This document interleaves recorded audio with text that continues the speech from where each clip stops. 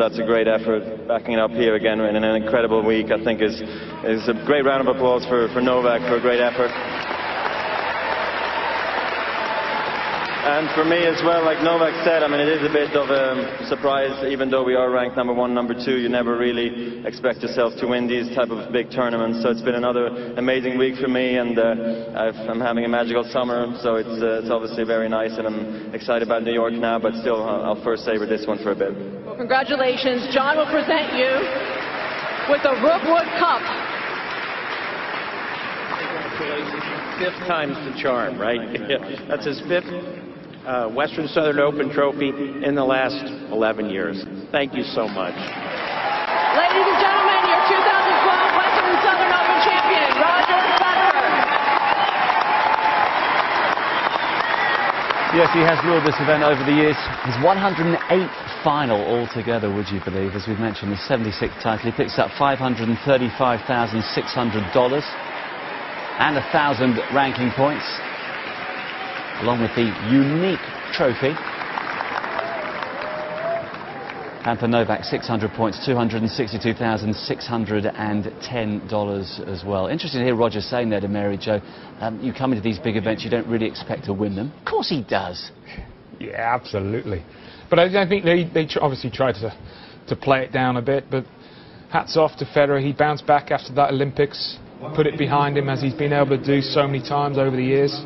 And I'm sure that he won't dwell on this success too much, because the next prize for him is to reclaim that US Open title.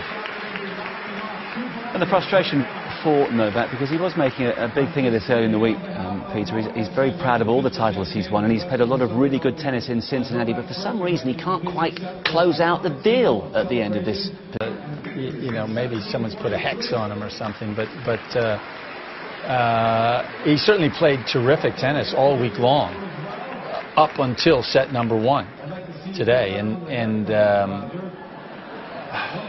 I think he will leave this event and think, all right, it was a good week, even though he didn't win. He'll win this event at some point or another, you have to assume. I think that first set, Marcus, looking back now, I think that was a hangover of what happened with 3rd and 4th sets at Wimbledon in that semi-final, where Djokovic was not at his best, but I think also that was due to what Federer did to him at Wimbledon, under the roof. And he just seems a little lethargic's probably not the right word, but it certainly wasn't the normal Novak. And I think he'll take a lot of positives from the way he played in the 2nd set and the way he sort of turned it around in his mind. He was at one point taking it into a 3rd. And then once you get to a 3rd, with the history of these two, he would have felt that he would have been the favourite.